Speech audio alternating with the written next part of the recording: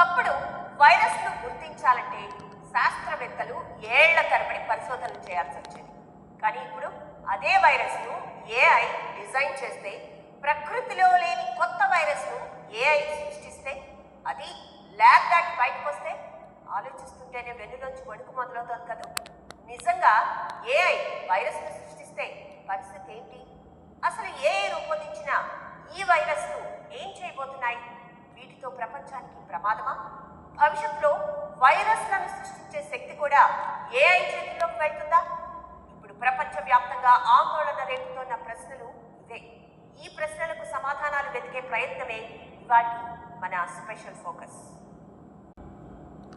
Virus ఈ మాట వింటే చాలు ప్రపంచం భయపడిపోతుంది. 6 ఏళ్ల క్రితం కరోనా వైరస్ ప్రపంచాన్ని ఏ స్థాయిలో వణికించిందో, ఎన్ని లక్షల ప్రాణాలు తీసిందో ఇప్పటికీ మనం మర్చిపోలేము.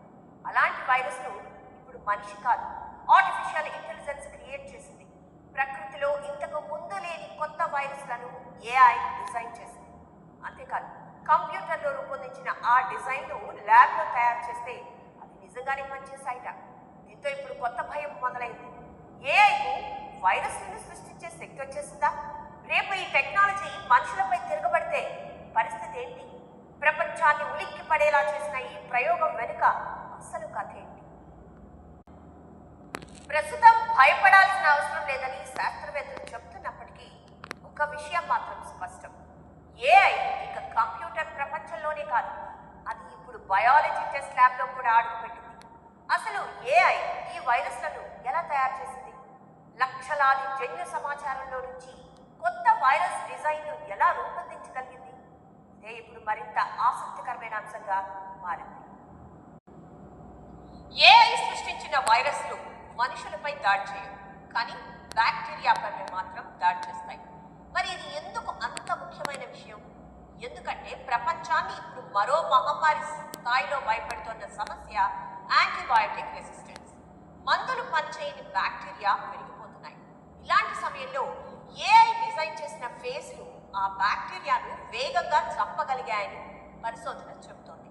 అంటే భయపెడుతోన్న ఏఐ వైరస్లే రేపు మన ప్రాణాలను కాపాడే ఆయుధాలుగా మారతాయా? ఏఐ వైరస్ను తయారు చేసింది, ప్రస్తుతం అవి మనుషులపై దాడి చేయలేవు. మరి ప్రపంచం ఎందుకు ఆందోళన చెందుతోంది?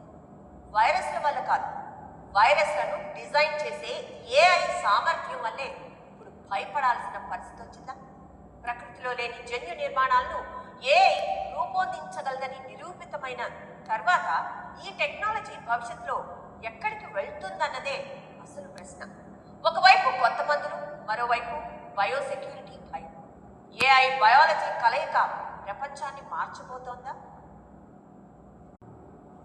ఒకప్పుడు మనిషి ప్రకృతిలో ఉన్న వైరస్లను చూసి వాటి రహస్యాలను అర్థం చేసుకునేవాడు. ఇప్పుడు అదే మనిషి ఏఐ సాయంతో ప్రకృతిలో లేని కొత్త జన్యు డిజైన్లను రూపొందించే దిశగా అడుగులు వేస్తున్నాడు. ఇప్పటికైతే ఇది కొత్త పరిణామ క్రమంలో భాగమని అనిపించినా భవిష్యత్తులో భయపడాల్సిన విషయమే అంటున్నారు విశ్లేషకులు. లేదంటే ప్రాణాలను కాపాడే గొప్ప శాస్త్రీయ విప్లవానికి నాంది కావచ్చు అంటున్నారు. మొత్తంగా ఏఐ ఎంత తెలివిగా మారింది అన్నది కాదు, ఆ తెలివిని మనిషి ఎంత బాధ్యతగా ఉపయోగిస్తున్నాడు అన్నదే